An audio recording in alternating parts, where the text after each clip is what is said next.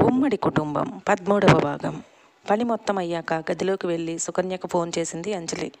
అక్క, ఎలా ఉన్నావు? నువ్వు ఇంకా ఫోన్ చేయవేమో అనుకున్నాను. చాలా నీరసంగా వచ్చింది సుకన్య గొంతు. ఏమైంది సుకన్య నీకు? ఎందుకు అంత నీరసంగా ఉంది నీ గొంతు? నువ్వు బాగానే ఉన్నావా? కంగారుగా అడిగింది అంజలి. ఎందుకులే అక్క అడుగుతావు? బాగానే ఉన్నావా అంటే బ్రతికే ఉన్నాను అని చెప్పాలి. అసలు దేవుడు ఇలాంటి తల్లికి నన్ను ఎందుకు పుట్టించాడో అర్థం కావటం లేదు. ఏదో జన్మలో చేసిన పాపం అనుకుంటా అక్క. నేను పెళ్లికి ఒప్పుకోలేదని రాత్రి నా మీద విరుచుకుపడింది.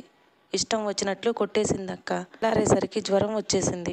కనీసం నేను లేచానో లేవలేదో అమ్మకు అక్కర్లేదు. అసలు నన్ను పట్టించుకునే వాళ్ళు లేరు ఇక్కడ. ఏంటక్క ఈ బ్రతుకు? ఎవరి కోసం బ్రతకాలి నేను అనిపిస్తుంది ఏడుస్తూ చెప్పింది. అవేం మాటలు సుకన్య, అలా మాట్లాడతావేంటి? నీకు నేను లేనా? నేను మీ అక్కని. అలా ఎలా వదిలేస్తాను? ఇప్పుడే మీ బావగారికి నీ గురించి చెప్పాను. అయ్యో అక్క, బావగారికి నా గురించి ఎందుకు చెప్పావక్క? అసలే బావకి నేనంటే గిట్టదు. ఇప్పుడు నా గురించి చెప్తే మాత్రం బావ మంచిగా రియాక్ట్ అవుతాడా? నన్ను నీతో మాట్లాడొద్దని నీకు కూడా వార్నింగ్ ఇస్తాడు. ఇన్ని బాధల్లో కూడా నువ్వే అక్క నాకు ఓదార్పు. నీ మాటలు కూడా లేకపోతే నాకు బ్రతకాలని ఆశ కూడా చచ్చిపోతుంది. నువ్వు ఉన్నావు అన్న ధైర్యంతో అప్పుడప్పుడు నీకు ఫోన్ చేస్తున్నా. ఇక మీదట ఆ భాగ్యం కూడా నాకు లేదని అర్థమవుతుంది. ఏడుపు ఉధృతి తగ్గిన సుకన్య గొంతులో మార్పు రాలేదు. సుకన్య, ముందు నన్ను మాట్లాడనివ్వు. నీకు నువ్వే అన్నీ అనేసుకుంటే ఎలా? మీ బావతో అన్ని విషయాలు మాట్లాడాను. మొదట ఆయన నీ గురించి కోపంగా రియాక్ట్ అయ్యాడు. మీ పరిస్థితి చెప్పాక నీకు తోడుగా ఉంటానని మాటిచ్చాడు. ఆయన వాళ్ళ ఓనర్తో మాట్లాడి నీకు జాబ్ కూడా ఇప్పిస్తాను అన్నారు. కాకపోతే నిన్ను ఇంట్లో పెట్టుకోవడానికి సిద్ధంగా లేరు. దానికి కారణం నీ మీద కోపం కాదు, అత్త గురించి ఆలోచించి అలా అన్నారు. నువ్వు ఇక్కడికి వచ్చేయి సుకన్య. ఇక్కడ జాబ్ చూసుకుని ఏదో ఒక హాస్టల్లో జాయిన్ అవ్వచ్చు. నీ పెళ్లి బాధ్యత కూడా మీ బావ తీసుకున్నాడు. నీ ప్రవర్తన మారిందని ఆయనకు నమ్మకం కలిగితే మంచి అబ్బాయిని చూసి నీ తల్లిదండ్రుల స్థానంలో మేముండి నీకు పెళ్లి చేద్దాం అన్నాడు. ఆయన భరోసా ఇచ్చాక ఇంకా ఆలోచించే అవసరం లేదు సుకన్య. నిన్ను వద్దు అనుకున్న వీళ్ళని పట్టుకుని వేలాడటం ఎందుకు? మీ బావ మంచి సంబంధం చూసి పెళ్లి చేస్తాను అంటున్నాడుగా. నా మాట విని ఇక్కడికి వచ్చి బావ కోపం ఎన్నో రోజులు ఉండదు. అప్పుడు నీ ప్రవర్తన బట్టి అలా అనుకున్నారు, కానీ ఇప్పుడు మారిన ప్రవర్తన వాళ్లకు తెలియదు కదా. నిన్ను దగ్గరగా చూస్తే మీ బావలో కూడా మార్పు వస్తుంది. మంచి సంబంధం చూసి పెళ్లి చేస్తాం. ఇక్కడికి వచ్చే సుకన్య చెల్లి మీద బాధ్యతతో చెప్పింది. అక్క, నువ్వు చెప్పేది నిజమేనా? నమ్మలేక అడిగింది సుకన్య. అబద్ధం ఎందుకు చెప్తాను సుకన్య? ఈరోజు ఉదయం మాట్లాడాడు బావ నాతో. నా పని అవ్వగానే నీకు ఫోన్ చేశాను. నిజంగా నిజం. అబద్ధం చెప్తానా ఇలాంటి విషయాల్లో? నా మాట విని నువ్వు ఇక్కడికి వచ్చేసి నమ్మకంగా చెప్పింది అంజలి. అక్క, నువ్వు ఎంత పిచ్చిదానివేంటక్క? బావ మాటలు నమ్మేశావా? బావ కేవలం ఈ పెళ్లికి నేను అడ్డు రాకూడదు అని అలా మాట్లాడాడు. నిజంగా బావ మనసులో నుంచి ఆ మాటలు వచ్చి ఉంటే బావ నాకు ఫోన్ చేసేవాడే కాదక్క. బావకి ఇంకా నా మీద కోపం తగ్గలేదు. కాకపోతే నిన్ను నా నుండి దూరం చేయటానికి అలా మాట్లాడాడు. నేను అక్కడికి వచ్చాను అని అమ్మకు తెలిస్తే ఏమవుతుందో తెలుసా? అక్కడికి వచ్చి పిచ్చ పిచ్చగా గొడవ చేస్తుంది. అత్తతో పాటు మీ ఇంట్లో అందరినీ దుమ్మెత్తిపోస్తుంది. ఆ కోపాన్ని వాళ్ళందరూ నీ మీదే చూపిస్తారు. అమ్మ అలా రావడానికి కారణం నేనే అని చెప్పి నా మీద ద్వేషాన్ని నూరిపోస్తారు నీకు. ఇంకా మనిద్దరం శాశ్వతంగా వేరైపోయినట్లే. బావ చాలా దూరం ఆలోచించాడు అక్క. అందుకే అక్కడికి రమ్మని చెప్పాడు. ఒకసారి నువ్వే ఆలోచించు. నేను అక్కడికి వస్తే ఏం జరుగుతుందో మొత్తం తనే చెప్పి మళ్ళీ అంజలిని ఊహించమని నిర్ణయాన్ని తనకే వదిలేస్తుంది తెలివిగా. మీ బావ అలా ఎందుకు చేస్తాడు సుకన్య? అమ్మ వచ్చి ఇక్కడ గొడవ చేస్తుంది అన్నది వాస్తవమే, కానీ బావ కూడా అంత దూరం ఆలోచించి ఉండడు.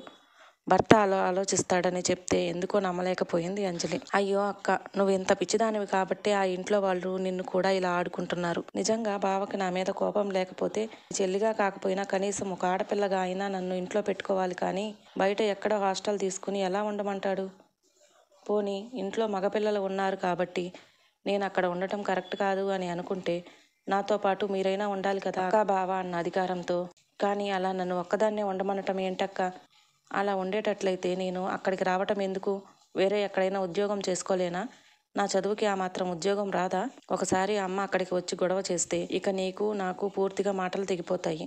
నువ్వు ఎలా చెప్పినా మాట వినట్లేదని ప్లాన్ వేసినట్లున్నారు. నా వల్ల అనవసరంగా మీ మధ్య గొడవలు వద్దక్క. నేను నీకు దూరంగా ఉంటాను. నీకు ఫోన్ చేయనక్క అని ఫోన్ పెట్టేసింది. హలో హలో అని 2 సార్లు పిలిచినా అటు నుండి రెస్పాన్స్ రాకపోయేసరికి తిరిగి కాల్ చేసింది అంజలి. ప్రతిసారి కట్ చేస్తూనే ఉంది సుకన్య.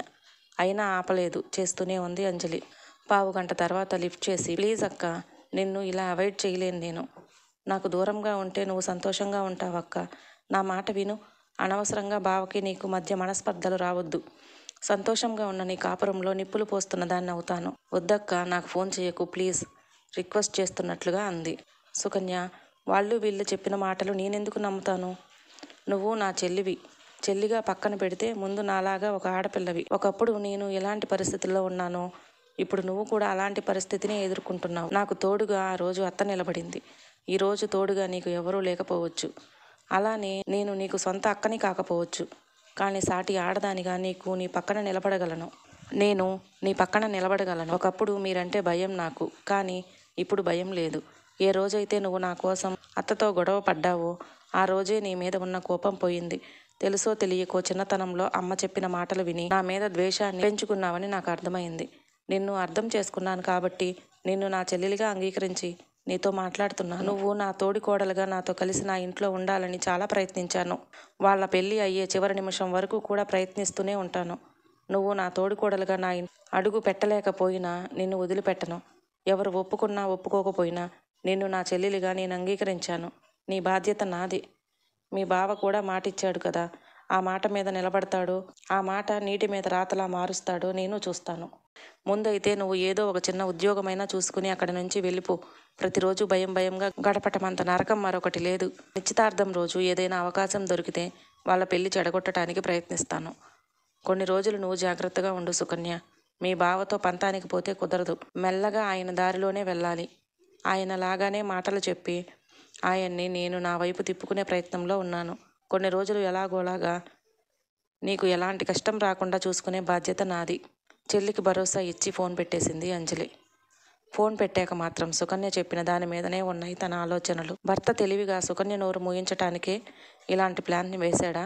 వాళ్ళ ప్లాన్ ప్రకారం మా అమ్మ వచ్చి గొడవ చేస్తే జరిగేది అదే కదా అని ఆలోచిస్తుంది. సుకన్య ఉన్న దగ్గర నుంచి వాడి పెళ్లి నిశ్చయం అయిపోయాక కూడా ఎందుకే ఈ మాటలు? దానివల్ల మనకు ఎలాంటి ఉపయోగం లేదు. ఆ తులసి గురించి నీకు తెలియదు. మీ ఆటలు అస్సలు సాగనివ్వదు అంటూ సుకన్యకు చెప్పడం మొదలు పెడుతుంది ఆ గొంతు. ఇంతకు సుకన్యతో మాట్లాడుతున్న గొంతు ఎవరిది? సుకన్య అంజలిని అడ్డు పెట్టుకుని ఎందుకు తులసి కుటుంబాన్ని విడదీయాలని చూస్తుంది? మరో భాగంలో తెలుసుకుందాం. మన వీడియోస్ మీకు నచ్చినట్లయితే ప్లీజ్ లైక్ చేయండి, షేర్ చేయండి, సబ్స్క్రైబ్ చేసుకోవటం మాత్రం మర్చిపోకండి. Thank you.